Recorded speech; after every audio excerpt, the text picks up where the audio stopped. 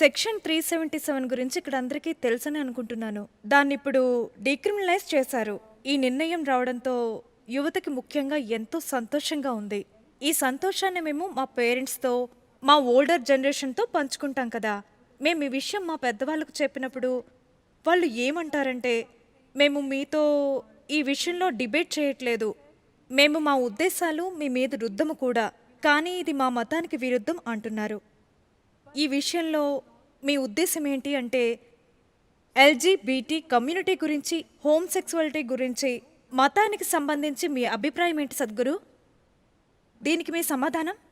మనం ప్రస్తుత పరిస్థితుల్లో ఇప్పటి వరకు సోషల్ మీడియాలో, మీడియా స్పేస్లో అందరూ కూడా ఈ కమ్యూనిటీకి సపోర్ట్గా లేదా అగెయిన్స్ట్గా మాట్లాడుతున్నారు. మనం కాసేపు ఆ రెండు ఆపేసి సింపుల్గా విషయం ఎలా ఉందో దాన్ని అలాగే చూద్దామా? అలా చేయగలమా? చూడండి, నేనేమీ అంత అమాయకుణ్ణి కాదు, తెలుస్తోందిగా. సో మనం సెక్షువాలిటీ అంటే ఒకటి అర్థం చేసుకోవాలి. నేచర్ మనలో పెట్టిన లక్షణం అది. ఎందుకంటే మానవ తరాలు ముందుకు వెళ్ళాలంటే అది అవసరం గనుక, లేకపోతే అసలు దానికి అవసరం లేదు. అఫ్కోర్స్ మనం మనుషులం కాబట్టి, మనకి బాడీ కన్నా బ్రెయిన్స్ ఎక్కువ కాబట్టి ఉండాలి. మరి మనం ఆ రిప్రొడక్టివ్ పార్ట్ని తీసేసి దాంట్లో ఉన్న ప్లెజర్నే యూజ్ చేసుకుంటున్నాం, అంతేగా. ప్రపంచంలో ఇప్పుడు సెక్షువాలిటీ అంటే ఇదే. కానీ ఈ ప్లెజర్ అనే అంశం కూడా సెక్షువాలిటీ అనే ప్రాసెస్లో భాగమే. ఎందుకంటే ఏ ప్లెజర్ లేకపోతే మనం, అంటే మీరు నేను పుట్టి ఉండేవాళ్ళం కాదు.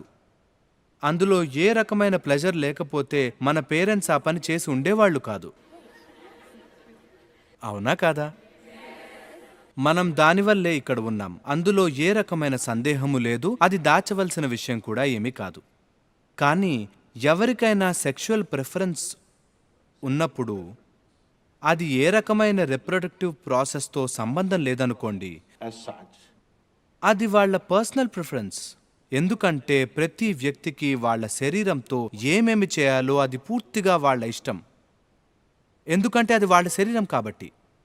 కానీ మీరేదైనా ప్రమాదం అంటే ముక్కు కోసుకోవటం, ఇంకేదైనా కోసుకోవటం లాంటి పనులు చేస్తుంటే అప్పుడు మేము మిమ్మల్ని ఆపడానికి చూస్తాం.